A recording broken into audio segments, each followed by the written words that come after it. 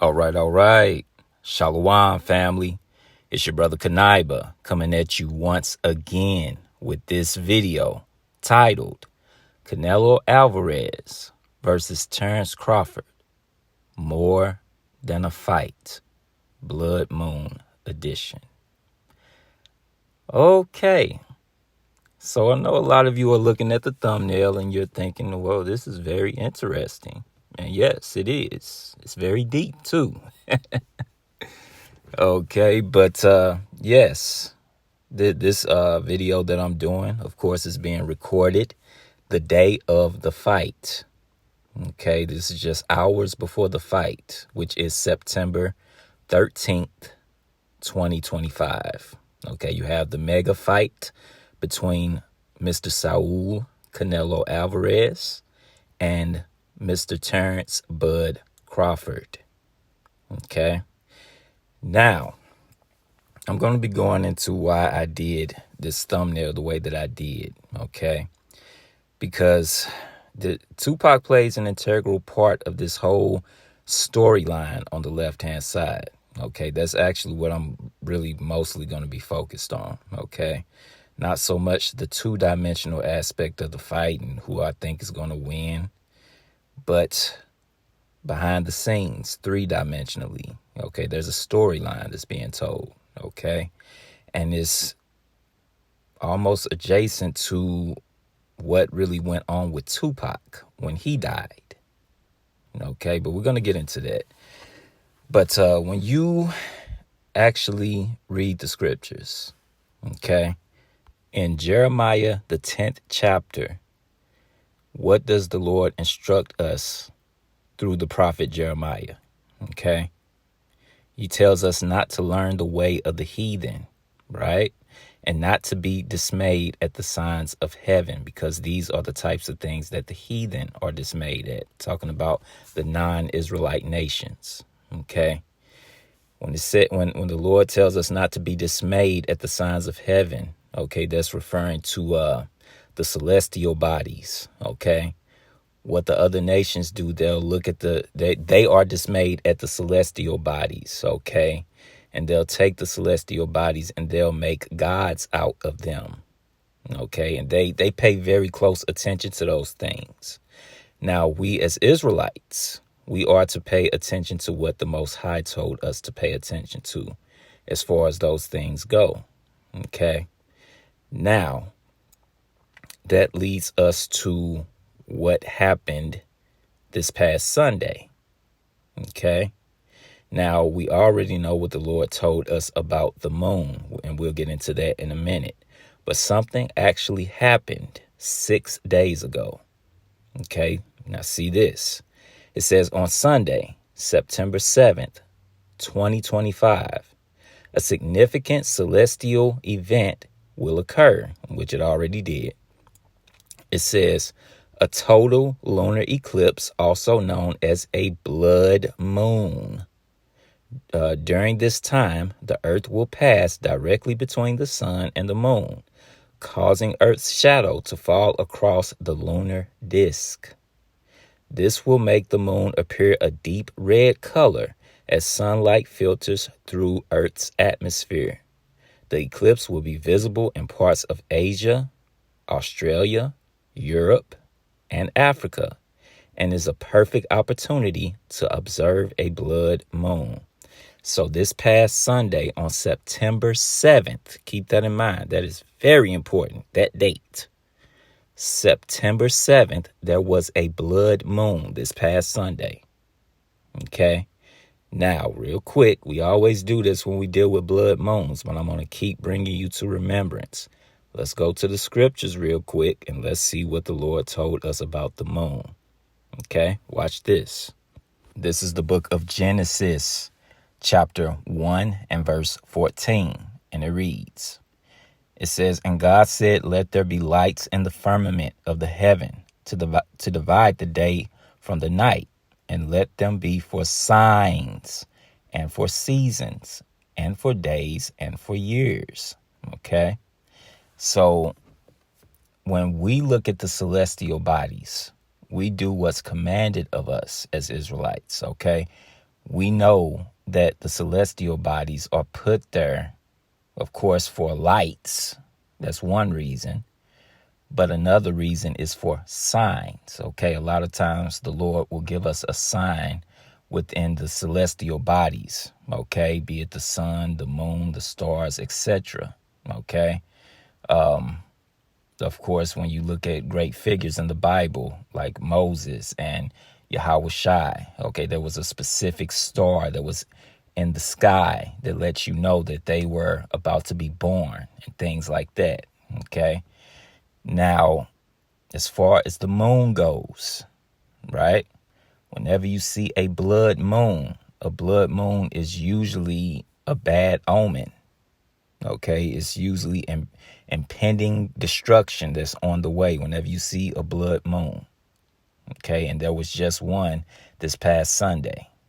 Okay, but the fact that it was on September 7th plays a role in this particular storyline on the left-hand side. Okay, and which we're about to get into right now. Okay. Well, one may be saying, well, the fight is today on September 13th. What does September 7th have to do with anything? Well, of course, we're having a blood moon around the time of the fight. That's the obvious. But that date, September 7th, is linked to September 13th for a specific reason. You should already know by the thumbnail, but we're going to get into it. Okay, let's move forward. So this is one of the promotional posters for the up-and-coming fight today, okay? Now, of course, you have Canelo Alvarez and Terence Crawford basically doing a face-off. It looks like atop of a mountain, maybe, but the focus here is two things, okay? At the very top of the poster, above both of their heads, okay, you have two horned deities, or two horned animals, rather, which is supposed to make up a deity. But two horned animals that's clashing heads. And upon them clashing heads, they make an even bigger horned animal. Okay, it was very unique the way they did that. But this is supposed to be, I guess, either a goat. It's supposed to be a goat, okay, because both of these men are considered goats within their field of endeavor. But, I mean, to me, both of that, it looks more like a ram than a goat, but I believe it's supposed to be a goat. But we're going to get into, I'm going to tell you why I think it's a ram, okay? But then in between them is the number 13, okay? And they made sure the 13 was more pronounced than the writing under it, okay? Of course, it has Saturday, September, Las Vegas under 13, okay? But the 13 is more pronounced, just like the horned animal, the goat or the ram above their head is more pronounced than anything else, because those two things are the focus, okay? We're going to get into that number 13 heavily throughout this particular video or series, depending on how long it is, okay? But now, let's deal with that number 13 and how really is linked to a ram, which kind of blew me away when I stumbled across it, okay? But when you actually go back to the scriptures, let's take a look. Watch this. This is Genesis chapter 22 and verse 13, right? Now, we know the number 22 represents Hebrew, right? And the fact that it's the 13th verse, that's, again, I told you that number 13, we're going to be dealing with that. Watch this. It says, and Abraham lifted up his eyes and looked, and behold, behind him a ram caught in a thicket by his horns. And Abraham went and took the ram and offered him up for a burnt offering in the stead of his son. So we know we should be familiar with the story, okay? The Most High Yahweh basically tested Abraham, tested his faith by originally telling him to go and sacrifice his only son, which was Isaac. Okay. And Abraham was about to go along with it. He went through the whole process, but right before he was about to actually kill or unalive Isaac, and the voice of an angel told him not to do anything to the lad. Okay. Because he basically proved himself. He proved his faith to the Most High Yahweh by being willing to sacrifice his only son. Okay. And so Abraham turned behind him and he saw, as we just read, a ram that was caught in a thicket. And he used that as a sacrifice beside his son, Isaac, right? Now, the fact that this ram is connected to the number 13 is really very telling, okay? Even the fact that Isaac, his only son Isaac, is connected to this, okay? Which Isaac is the reincarnation or the representation of Yahweh Shai, whom the world knows as Jesus Christ, okay? So we see that connection between the number 13 and sacrifice, okay? Dealing with the ram, okay, or a horned animal. And we just saw that promotional poster with the goat or the rams clashing heads and the number 13 being more pronounced within the poster. Okay. So now with that, it gets better. Let's move forward. All right. So moving forward, I actually got this particular picture from Terence Crawford's Instagram account. Okay. Now, when you go to his and Canelo's Instagram account, they both actually posted this picture. Okay. But this particular picture is very, very telling. Okay. Now, when you look at this photo, you have Terence Crawford to the right wearing all black. Okay. And of course, to the left, you have Canelo wearing white. Right. Now, standing next to Canelo is Turkey Al-Sheikh. He's wearing all white. Standing next to Canelo, who's wearing white. Mr. Dana White is standing next to Terence Crawford wearing black. Okay, so everything is pretty much orderly here, and it's for a reason. Okay, that the black and the white is a theme in this photo, and there's a reason why this photo had to be taken next to a large body of water. Okay, why? Because this represents a death and rebirth ritual. Okay, that's why it had to be taken next to water. And I'm going to further prove this when we actually zoom in and we look at what Terence Crawford posted, the comment that he linked to this particular photo. Okay, let's see what he said under the photo. Let's zoom in here. And this is what he said. He said, "This my stage." Now look at this. Born ready. Allow me to repeat that part. Born ready.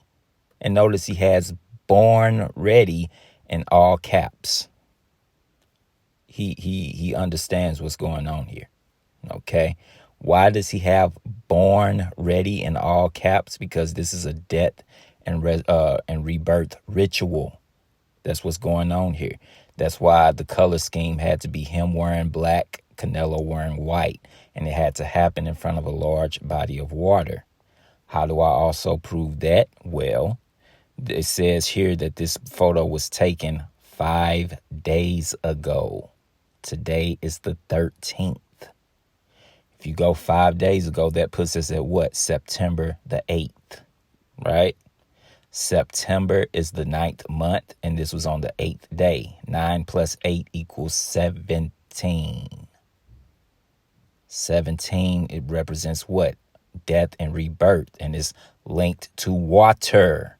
We've went over this before. Simply by looking at what? The movie 17 again. I've talked about that. Even when you go back and watch the movie Halloween H2O, that's supposed to be Halloween 20 years later, but H2O we know represents what? Water on the periodic table. Okay, that represents water, right? When you look at that movie and Jamie Lee Curtis realized that Michael Myers was coming after her son, she realized that he was 17 years old. Her son was 17. And that's the same age that Michael Myers came after her when she was 17. So she realized that, and that's when she started panicking. She said, oh, snap, my son is 17. And she figured, okay, Michael Myers is about to come after. But that's why it was centered around 17, because it's Halloween H2O. The underlying message is still dealing with water. 17, water. That's the link. Okay, just go back and watch the movie. I guarantee you'll see what I'm talking about. Okay? But that's the point is this scene and this particular photo is supposed to represent death and rebirth. Okay, let's move forward. All right, so I believe this is actually the first press conference upon their arrival in Las Vegas. Okay, this is fight week. I believe this took place a day or two ago. Okay, but now we see the same thing, but now it's reversed.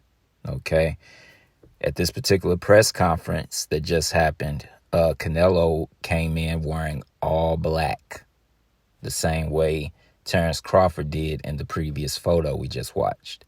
And now Terence Crawford is the one that's wearing predominantly white. Okay, he still has a bit of black within the shirt, but again, the shirt is still predominantly white. Okay, so they basically switched.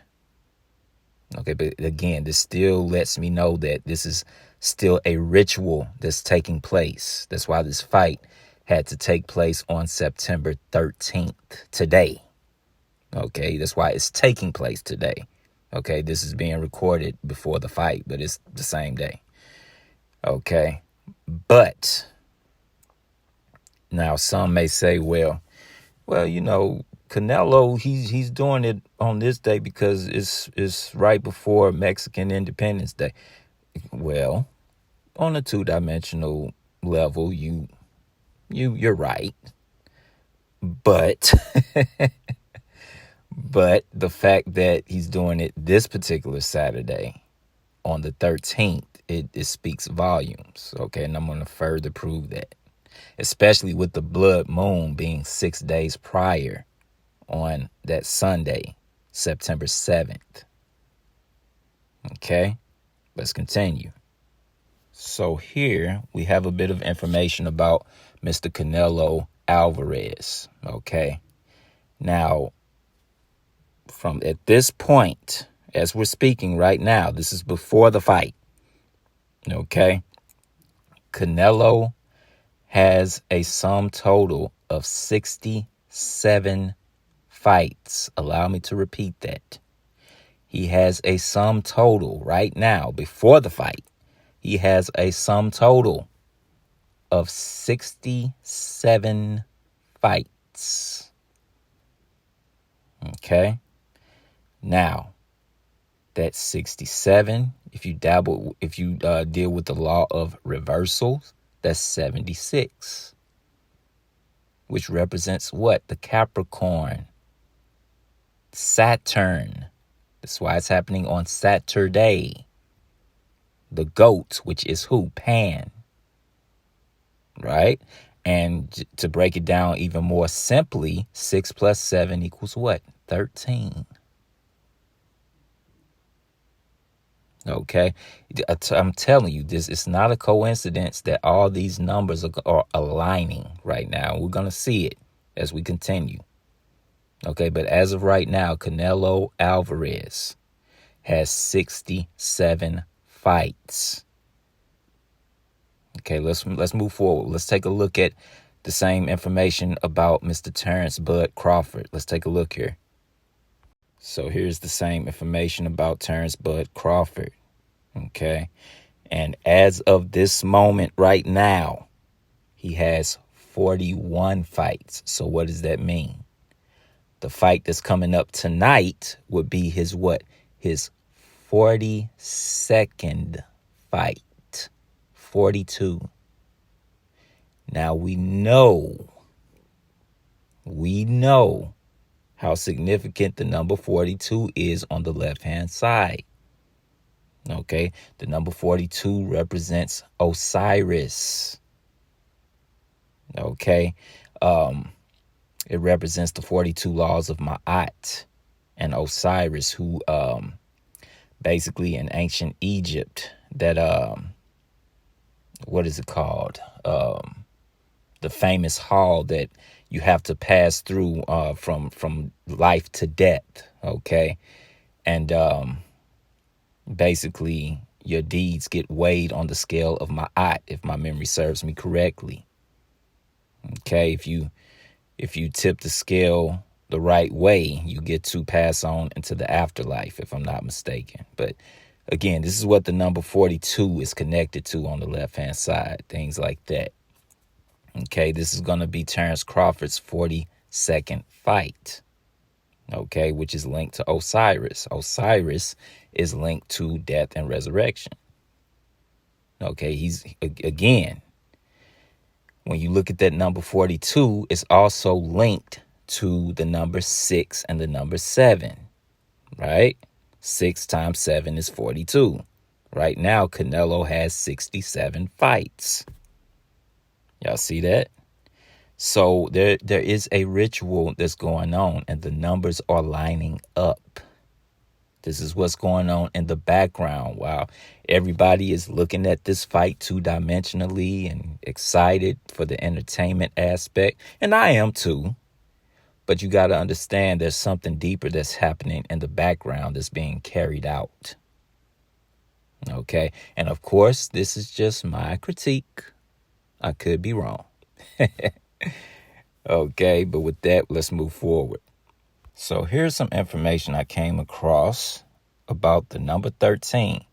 And I actually almost forgot about this. I actually already knew about this because I believe I incorporated some of this in the first video series I did about Kobe Bryant and the movie Bad Boys for Life. Okay.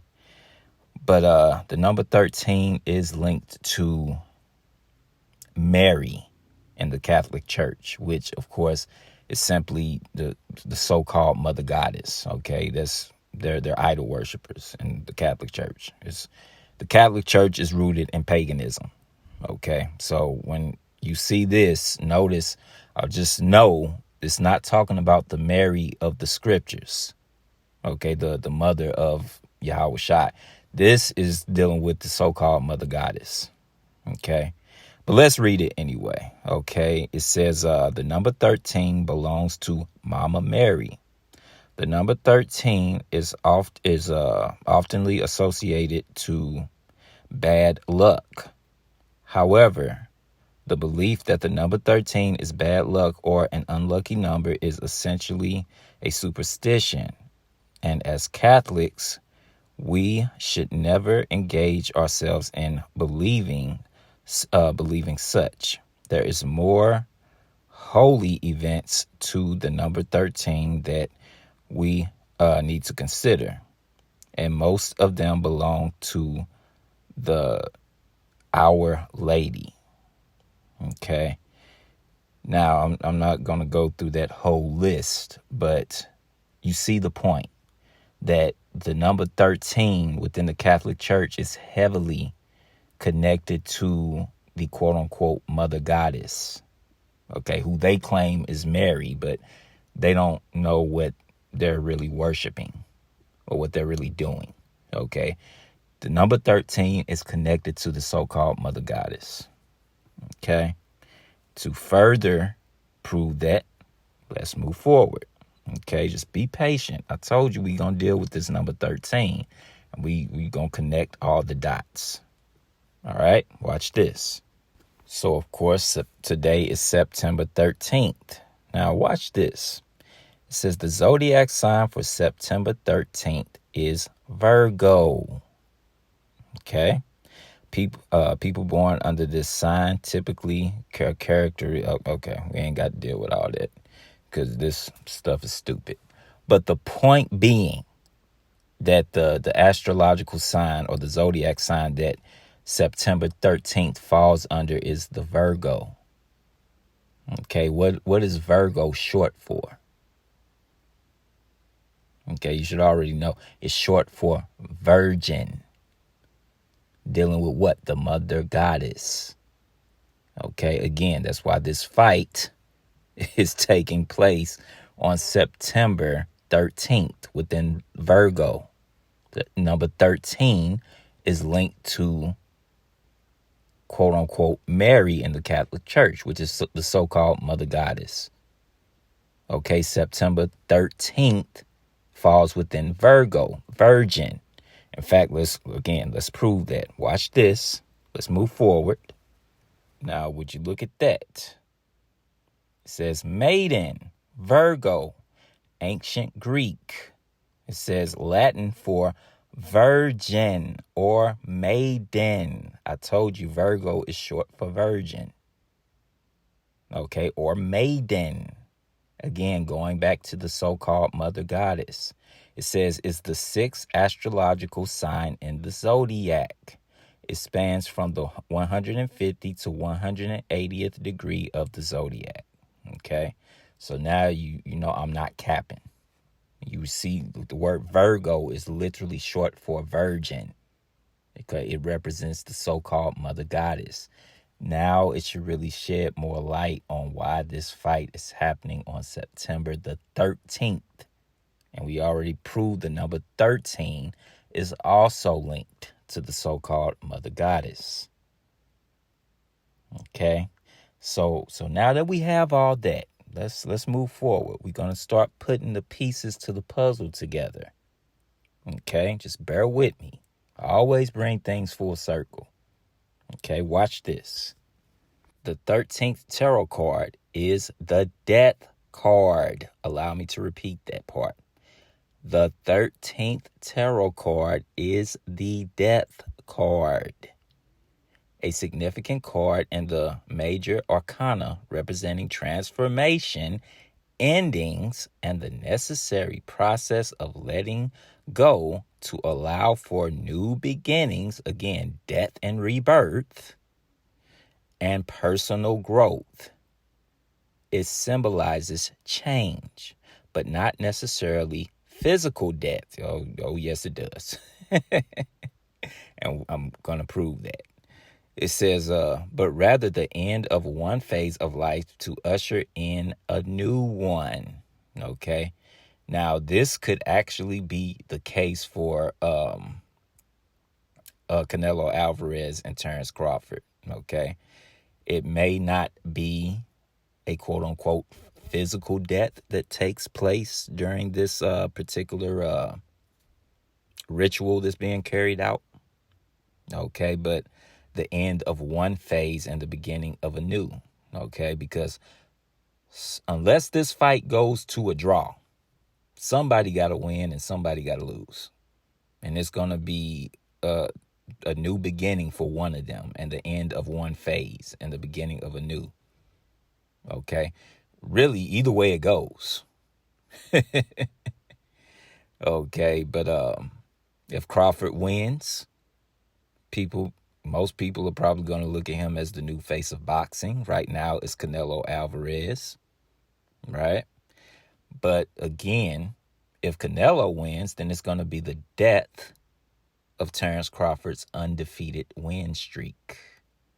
Okay. And he'll probably retire after this. Okay. Or he may not, but 9 times out of 10, he probably will. Okay. But we'll see. Only the future holds what's going to happen with that. We'll see in a few hours here. Right. But the number 13, as we see here, is connected to what? Death. Okay. Now to put the icing on the cake. Let's connect the dots because we already saw that the number 13 is significant within the Catholic Church and connected to Mary, aka the so-called Mother Goddess. Let's connect the dots here since we got this. Let's actually look at the 13th tarot card. Okay, let's zoom in. Watch this. So, of course, here is the 13th tarot card. Okay, now you have the knight with the skull head that's upon the pale horse. Okay, now we know the pale horse, even in the scriptures, represent death. Okay, but who's standing upon the ground in front of the pale horse? Who is that? You should be able to clearly see it, but if you can't see it, allow me to zoom in even more. Watch this. Now, would you look at that? Look at the card. That's the Pope. Did we not already confirm in earlier slides that the number 13 is connected to the Catholic Church? Okay, well, here's further proof. This is the 13th tarot card, and you have the Pope is on it. Okay, let's see what it says here. It says the Hierophant represents the crisis of faith that often occurs in the face of death. Okay, now that word a Hierophant is basically a priest. Okay, a priest that interprets basically esoteric things. That's what a Hierophant is. Now we know the priest, or really the highest priest within the Catholic Church, really is the Pope. He's the Hierophant. Okay. But the fact that he's on the 13th tarot card, which represents death, it should let you know all you need to know about the Catholic Church. Okay. The fact that he's on the tarot card, period. Okay. That's dealing with witchcraft. Okay. And things of that nature. I thought that was against the scriptures. So why are you on the front? Why are you on the 13th tarot card, sir?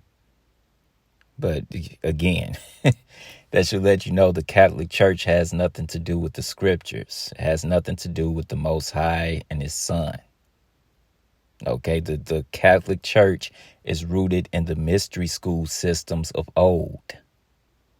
Okay, be it ancient Kemet, ancient Babylon, or what have you. That's what it's rooted in. Okay, so with that information, let's continue. So continuing on dealing with Catholicism, and I promise you, there's a point. I'm really already touching the point, but there's an even deeper point that I'm moving towards. I promise you, we're getting back to the fight. Okay, but watch this. It says, in Catholicism, the number 13 has varied symbolism. Now watch this, with negative connotation stemming from associations with the Last Supper and the traitor Judas Iscariot, but also deeply significant positive associations with Our Lady of Fatima and Saint Anthony of Padua. Okay, let's see. I'm going to actually stop it right there. And in the blue is what I needed. Okay, that's what I needed. So within Catholicism, the number 13 is connected to the Last Supper and Judas Iscariot. That's the point right there. That's what I needed. 13 is connected to Judas Iscariot in Catholicism. Okay. Now, with that being said, going back to the fight, the storyline within the fight, who's playing the role of Judas Iscariot? Because we know the fight is on September 13th. The number 13 is linked to Judas Iscariot within Catholicism. Who's playing the role of Judas Iscariot? Okay, well, let's look at the next slide here and I'll show you. Okay, watch this. It's none other than Mr. Jerron Boots Ennis. Okay. We have seen linked footage and photos of Mr. Jerron Boots Ennis training with Canelo Alvarez during Canelo Alvarez's training camp, helping him prepare for the fight against Mr. Terence Bud Crawford. Now, a lot of people, and when I say a lot of people, I'm talking about the pro blackety blacks, are looking at Jerron Ennis as a traitor for actually helping Canelo Alvarez prepare to fight Terence Crawford. This is the pro blackety blacks. I don't feel like that. Okay? Because at the end of the day, they're all Israelites. Canelo and Terence Crawford both are Israelites. They're the same people. We're not different. Blacks, Hispanics, Native Americans, we're the 12 tribes of Israel. But the pro-blackety blacks, they cannot get that. All they see is black. Okay? So now they see Mr. Jerron Ennis helping Canelo Alvarez, and now a lot of black people are looking at Jerron Ennis as a traitor, or AKA a Judas Iscariot. Okay? Now, in reality, Jerron Ennis, he don't owe Terence Crawford a thing. Okay, at the end of the day, this is a business. Okay, so he hasn't done anything wrong. But three-dimensionally, I understand it. I understand what's going on. This is all a part of the program. Emphasis on the program. And I'm saying that for a reason. Jerron Ennis is a part of the program. He plays a part in this story on the left-hand side. Allow me to further prove why he's a part of the program. Watch this. Now, this is a promotional poster for Jerron Ennis's next fight, which is next month, October 11th. Okay, again, that number 11 represents what? The pineal gland. Okay, mind activation. And look at the poster. The color scheme is black, white, and red. It's a checkerboard, right? So this is a very Masonic promotional poster that's going on. Okay, and again, look at the two chess pieces supposed to represent the two pillars in Freemasonry, Boaz and Joachim. Okay, that's why one is white, one is black. Those are supposed to represent the pillars. That's what the number 11 represents. Okay, then of course in red is master plan. The word master plan is in red, black, white, and red. For the black mass, sacrifice. Okay, and in fact, those colors also, black, white, and red, represents the different stages of alchemy. Okay, believe it or not, but I'm going to go deeper into that in another video that I'm very excited about doing. Okay, when I go deeper into the MOTB, the Mark of the Beast. Okay, and we're going to get deep into that. Okay, but then at the top of the promotional poster, it says, it's chess, not checkers. Again, letting you know that there's a master plan going on. It's chess, not checkers. That's a famous line by who? By Mr. Denzel Washington in the movie Training Day, which was a movie that was highly esoteric on the left-hand side. It also represented the beginning stages of Freemasonry, okay, and going through those stages within the craft to reach a certain point. It was a movie about master and apprentice. Denzel Washington's character, Alonzo, was the master, okay?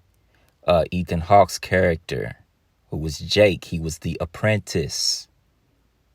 Okay, but I'm seriously considering doing a whole video about that particular movie. That movie was deep, deep, deep.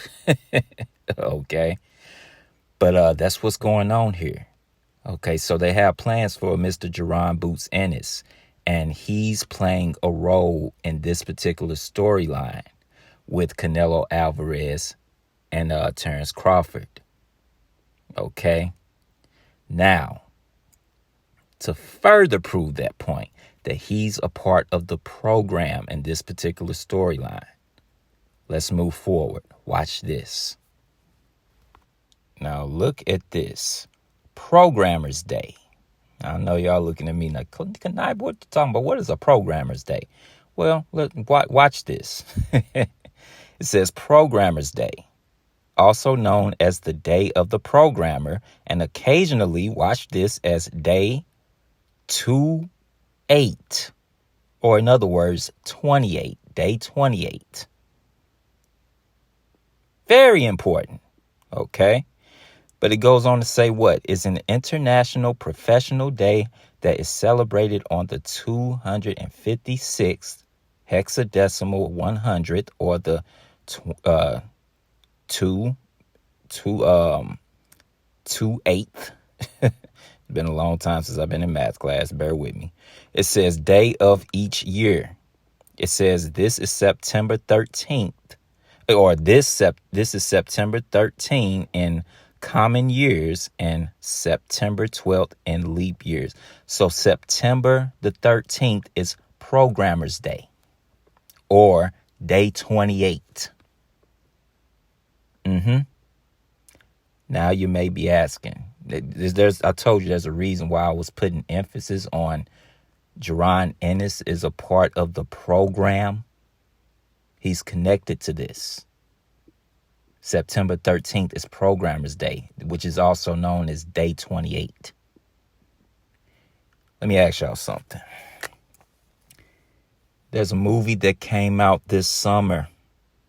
What movie came out this summer?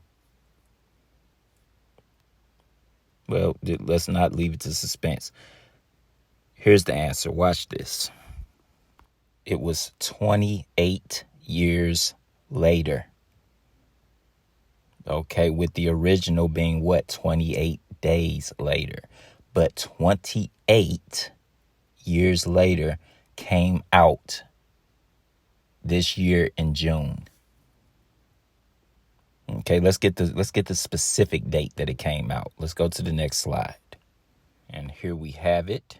It says 28 years later was released in the United Kingdom and the United States by Columbia Pictures. Again, the Columbia Pictures is dealing with what? The so-called Mother Goddess. And it says through Sony Pictures, releasing on June 20th, 2025. Okay, make a mental note. The film received generally positive reviews from critics and grossed $151.2 million worldwide against its budget of $60 million. So the movie 28 years later came out June 20th, 2025. Now, what was the theme song of the movie 28 years later? What was the theme song? The theme song was Boots. That was the thing. The theme song was Boots. Okay? And it just so happens that when you look at Mr. Jerron Ennis, Jerron Boots Ennis, that's his nickname, Boots. There's your connection. His birthday was 6 days later after the movie was released in June, on June 26th, and he just so happened to turn 28 years old. Checkmate. Okay, again, don't lose me. September 13th is also known as Programmer's Day, which is also known as day 28. Okay. This year, 28 years later, came out in June, the same month that Jaron Ennis turns 28 years old. And he's playing a part in this storyline of the fight that's happening on September 13th. He's playing a role in this. Y'all gonna learn. Your brother Kaniba, I don't reach. Okay, but I know this is getting freaky. But there's a reason why Jaron Ennis had to help Canelo Alvarez with his training to help him prepare to fight Terence Crawford. Somebody had to play the role of Judas Iscariot because the number 13 is linked to Judas Iscariot within Catholicism. Okay, which again, Catholicism is simply goes back to the mystery schools of old. And that's what they adhere to in Hollywood. Okay, within the entertainment sphere. The mystery schools of old. Okay. So now that we have all that information, we got to touch on the other aspect or the other part of the thumbnail I created, right? Which leads us to a Mr. Tupac Shakur. Okay. Why did I add Tupac Shakur on this particular thumbnail that I did? What role is he playing in this? Okay. But what you got to understand that this year, especially starting around this summer, all the way up until this point, they've been trying to generate the energy of Tupac. A lot has been centered around Tupac here lately. Okay, even the last video series I just did with the 3-part series I did about the local New York rapper Chicken Dundada. Even that was really centered around the energy of Tupac, the way it played out. Okay, because again, what do we touch on? The thug and the Don. Tupac was also a Don. We're gonna get into that later in this video or this video series. Okay, but yeah. This really the whole fight is really more centered around Tupac. Okay, because everything that's going on is really reminiscent of what happened to Tupac all those years ago, back in '96. Okay, so let's get into it. Okay, let me stop rambling. Okay, let's get into it here. So here's some info about Mr. Tupac Shakur, and here you have it. Okay, it says September 13th, 1996, at the age of 25. All of that is important. Okay, University Medical Center, Las Vegas, Nevada. Very important too. This is when he died. When and where he died. Okay. It goes on to say what? The shooting occurred when the car carrying Shakur was stopped at a red light at East Flamingo Road and Caval Lane. There's a reason why he had to get shot on Flamingo Road. Okay, the flamingo, when you look at it esoterically, the flamingo is an animal that represents balance. Okay, I talked about that in the series I did on the movie Leave the World Behind. Okay, the flamingo represents balance. Okay, that's why he had to get shot on Flamingo Road. This was esoteric. Okay, it says the driver, Marion Suge Knight, was grazed by a bullet in the shooting. It says Shakur died from his injuries 6 days later on September 13th, 1996, in Paradise, Nevada, USA. So if he died 6 days later on September 13th, when did he get shot? Oh, September 7th. I told y'all I bring things full circle. Okay. When was the blood moon this month, ladies and gentlemen? It was on September 7th. When is the fight? 6 days later, September 13th. Going back to 1996, Tupac was shot on September 7th and died on September 13th. You know what I believe that is? I believe that's a checkmate. Okay, I told you this whole fight there's a deeper esoteric ritual that's playing out. There's a storyline here. Okay, but of course we're not done. Okay, let's move forward. So looking at this particular slide, okay, why is this important? Because after the day that Tupac got shot, which was September 7th, he was leaving from a boxing match that was in Las Vegas, Nevada. The same way that Canelo and Terence are fighting in Las Vegas tonight. There's your link again. But yeah, he was actually leaving a boxing match. And I believe they went to the casino. Pac is still fired up from, his friend Mike Tyson getting that early knockout. So I believe he sees someone. I don't know if it was from a rival gang or whatnot. But long story short, this is the gentleman that Tupac got into a fight with at the casino in Las Vegas, okay, before he was murdered. Look at this gentleman. This gentleman is wearing a Dan Marino jersey, in which Dan Marino wore the number 13. What do we already see? The number 13, that's the death card and within the tarot cards. The number 13 represents death.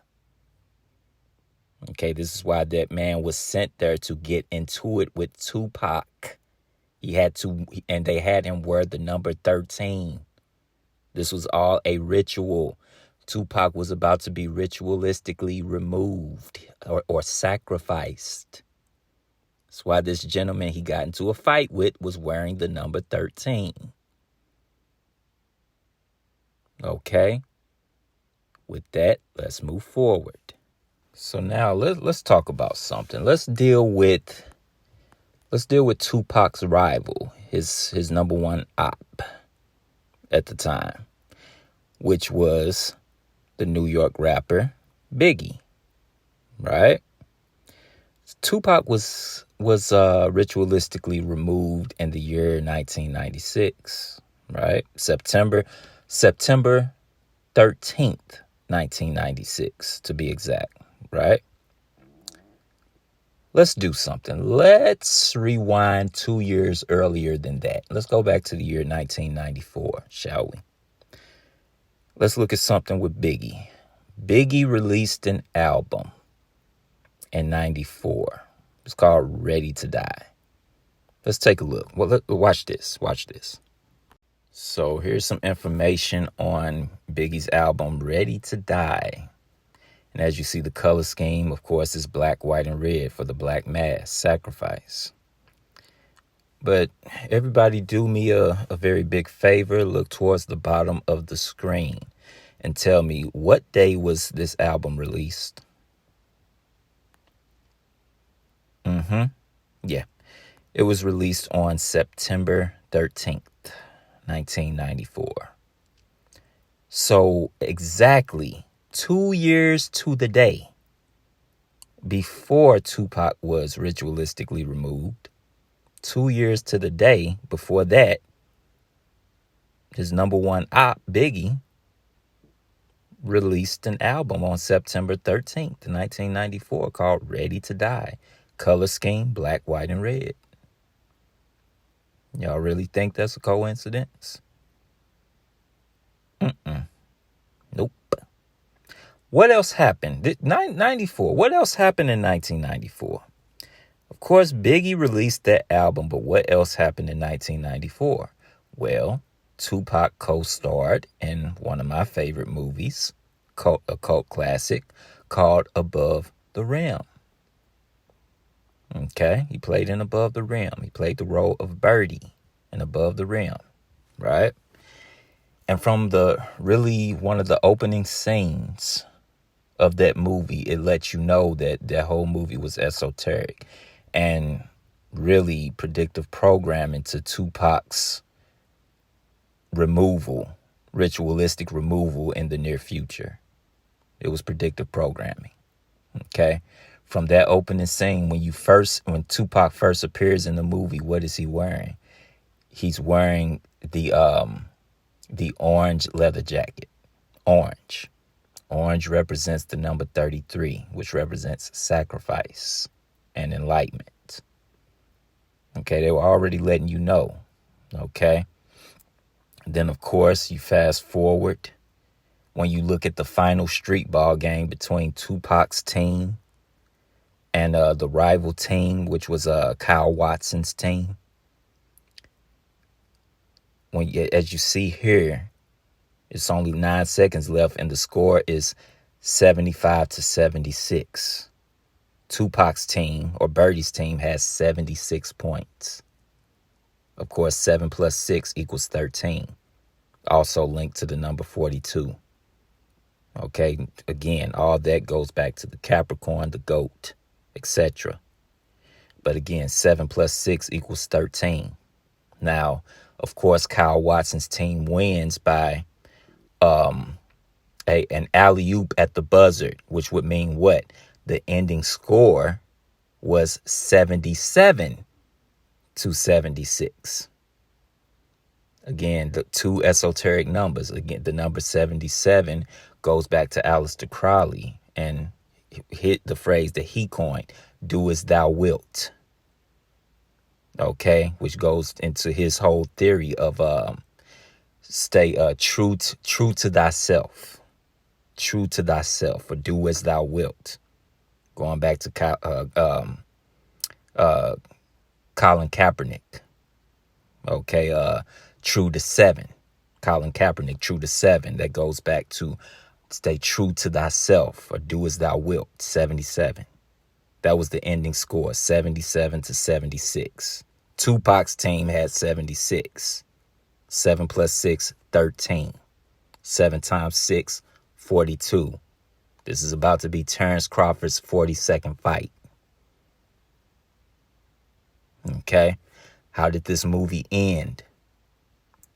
Okay, let's take a look at how the movie ended. Someone has entered Birdie, a.k.a. Tupac's club. And it's the character of Boogaloo, which we're about to see, played by Mr. Marlon Wayans. He played Boogaloo. Bow. He shoots Tupac Shakur's character, Birdie, in the club. The whole scene is basically like a red background. It looks like Tupac is wearing maybe a yellow shirt. But this was predictive programming. And they had to have Marlon be the one to actually shoot him. Why is that? Well, let's move forward. So this here is one of, if not the only, photo where that Tupac and Biggie were together and posed for a photo together. Okay, it's one of a few, and it actually may be the only one. Okay, where they were actually on a photo posing together. Okay, this was before the beef started, right? But, and of course, you got Tupac holding up both middle fingers. The middle finger represents Saturn. And on his middle finger on the left hand, he has the pentagram. Okay, the so-called 5-pointed star, which is for who? The mother goddess, right? But look at the bottom right corner of the photo. Look in the very back, off in the cut. Who is that sitting there? Yes, it's a Mr. Marlon Wayans. Okay, he's in the cut on the only, really the only photo that Tupac and Biggie were on together, that they posed for together. Marlon is in the background. Why is that significant? Well, we just saw the predictive programming in the movie Above the Rim, right? And not Tupac, but Marlon, when you look at his interview with Shannon Sharpe on Shannon Sharpe's podcast or his show, Marlon is on record basically saying that he was with both Tupac and Biggie 20 minutes before each one of them died. He's on record saying that. So maybe that's why they had him be in the cut on this particular photo, because he was in the cut near both of them when both of them died. Okay. Now, not so coincidentally, this month, of course, you have the fight on, well, let's start with the blood moon. The blood moon was September 7th, which is the day Tupac was shot. Fast forward six days later, September 13th, this year you have the fight. And of course, 6 days later, Tupac died on the 13th in 96. Now, this year, fast forward another 6 days, on September 19th, a Mr. Marlon Wayans is co-starring in a movie called Him. See that? Now, look at the top of this promotional poster. Look at what it says. It says, "Greatness demands sacrifice." That's very telling. Okay? And I'm sure they meant that both figuratively and literally. Right? And of course, the gentleman here, he's posing basically as a Christ figure, like he's on a cross. Okay? But again, Marlon is co-starring in this particular movie that's happening right around the time of the fight. Okay? Now, originally, this movie, the title of the movie now is Him, but I think originally the title of the movie was supposed to be GOAT. Okay, but they changed the title to Him. Right? But again, it's because the movie is centered around the GOAT.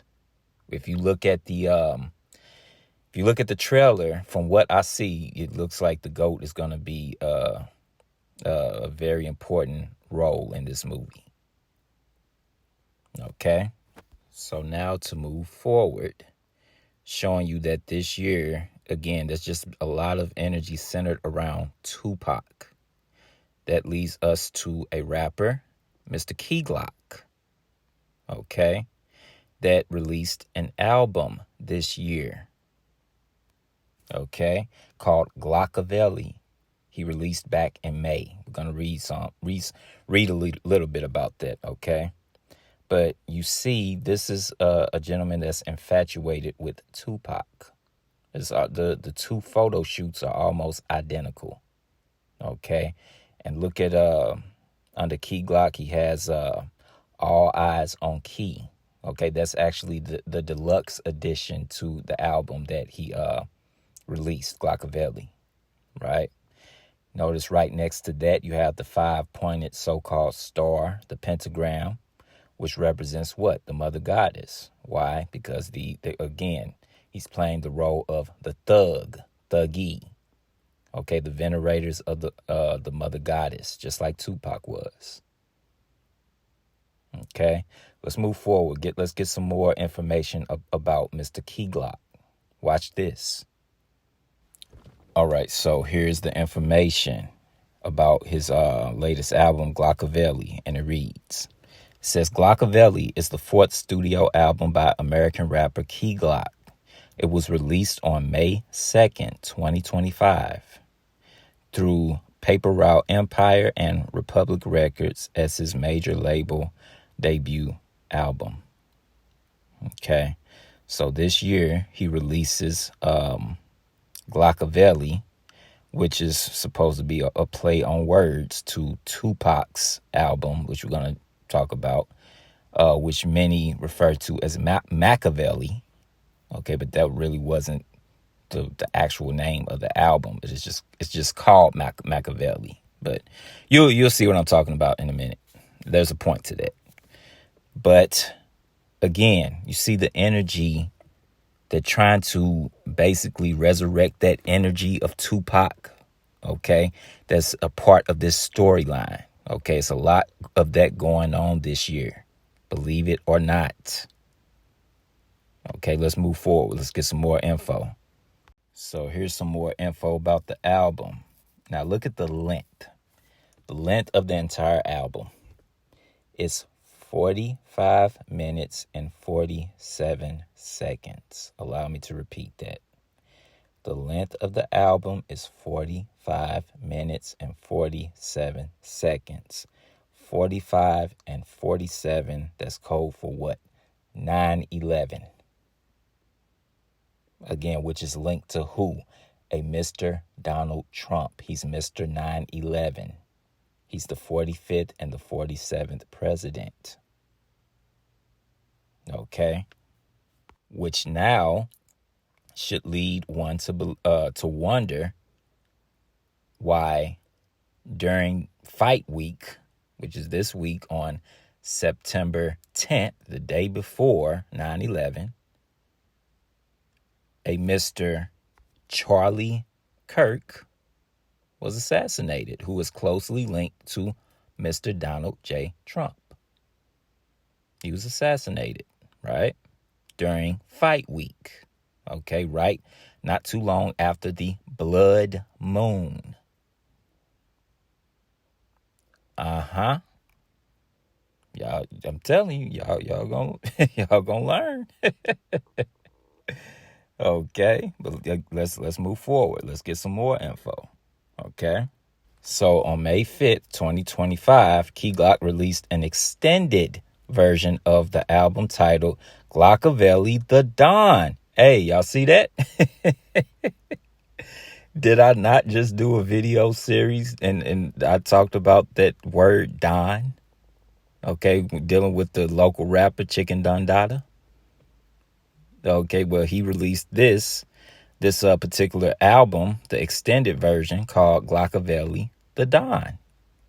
Okay, the word Don goes back to Adonis, which goes back to the Hebrew word Adonai or Adon, which means Lord.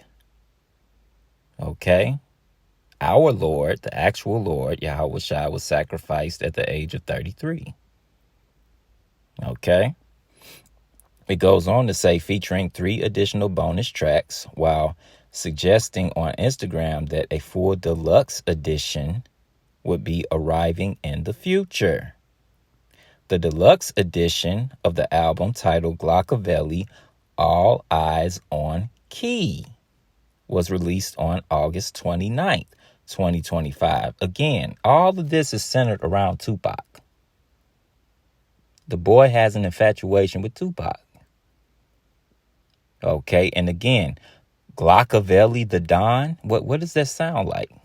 Watch this. So this is actually the first album that was released after Tupac's death, or Tupac's first album that was released after his death. And like I said, most people call it Machiavelli, but that's really not the name of the album. When you look at the words in red, it's called what? It's the Don Killuminati. Okay, it's the 7-day theory. That's really the name of the album. The Don Killuminati, the 7-day theory. Okay. Now, of course, the album cover has him as a what?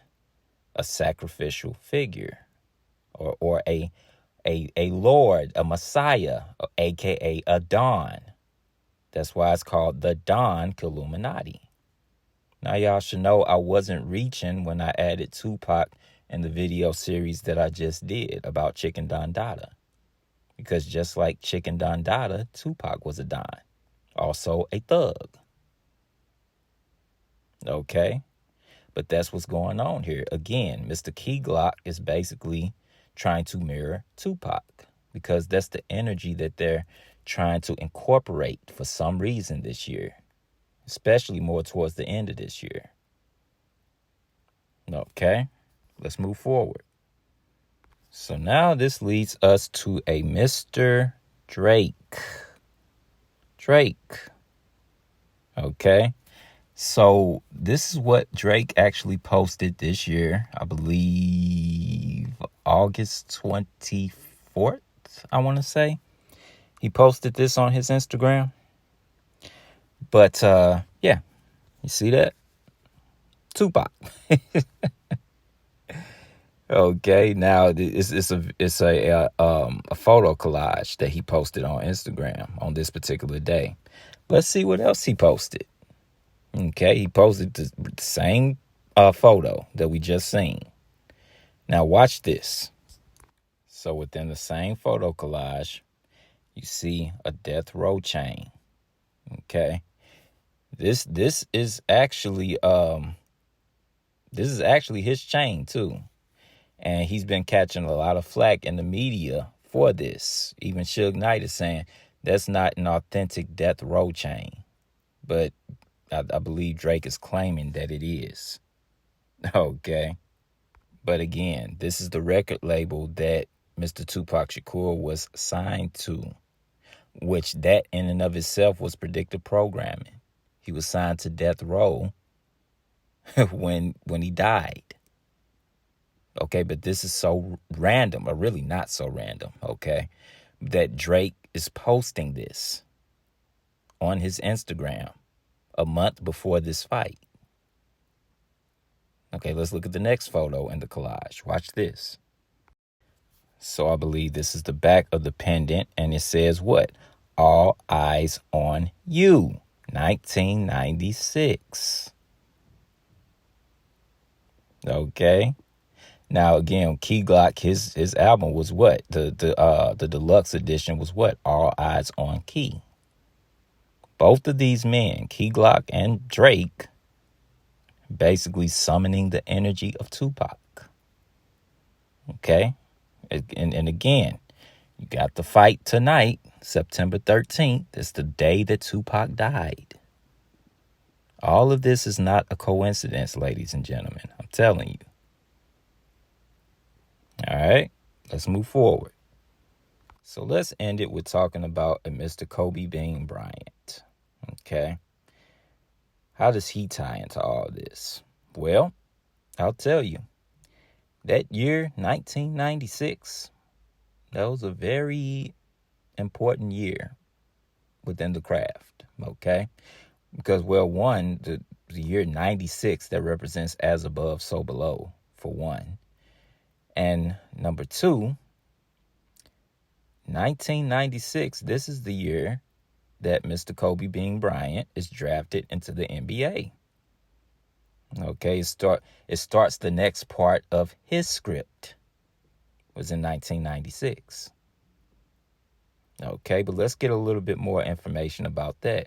Watch this. So here we have it. This is Mr. Kobe Bryant's career information. Okay, look at where it says NBA draft. It says he was drafted in the year 1996, of course. He was the first round, but what pick was he? He was the 13th overall pick. Allow me to repeat that part. He was the 13th overall pick in 1996. We already know that the number 13 represents death. Okay, this was already written in his script. What else did the number 13 represent, ladies and gentlemen? It goes back to what? The Catholic Church, the so-called Mother Goddess. Before Kobe died, he was headed to his daughter's basketball game, but before that, where were they coming from? They left the Catholic Mass. Okay, let me ask y'all, how old was his daughter when they died on that helicopter? She was 13 years old, ladies and gentlemen. You cannot make this up. I told you I bring everything full circle. You have to understand that these entertainers, entertainers, they live scripted lives. Kobe Bryant and Tupac was no different. I believe that's, and this is just my critique, I could be wrong, but I believe that's the reason why Kobe had to be drafted in 96. He was drafted the same year that Tupac had to go out. Okay, death and rebirth. Okay, and then soon Kobe had to go through the same ritual 24 years later in the year 2020, in which he wore the number 24. But we went over that in the series I did on the Bad Boys for Life. But as you see, I'm not capping. I don't reach.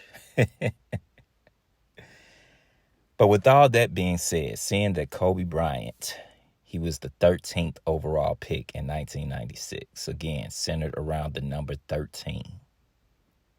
Okay, that speaks volumes. So with that being said, what does that mean for the fight tonight that's on September the 13th? Well, I guess we'll just have to wait and see. And I'm ready for it. Okay? But anyway, that's going to bring us to the end of this video or video series. I don't know if I'm going to make it into 2 videos or not. But that brings us to the end. And the title of this particular video or video series is Canelo Alvarez versus Terence Crawford. More than a fight. Blood Moon edition. Okay? So we see the deep esoteric roots that leads up to this particular fight. That's tonight, September 13th. It should be a good fight. I was focused more on the esoteric aspect of the fight, not the 2-dimensional perspective and who I actually think is going to win. If you were to ask me, of course, my logical mind would say Canelo. Since he's the bigger man, he's more acclimated into that weight class. But, who knows? Terence Crawford, we know how great he is. Okay? We've seen him do a lot of nearly impossible things. So it's going to be a good one. Okay? And I'm ready for it. So with that, and as always, I want to give all praises, honor, and glory to the Most High Yahweh, which is the name of the Heavenly Father, and I do so by Hashem, which means in the name of Yahweh Shai, which is the name of the only begotten Son of the Heavenly Father, whom the world knows as Jesus Christ. And I want to thank all you brothers and sisters for tuning in. I hope this video was informative and edifying. And until next time, Shalom, family.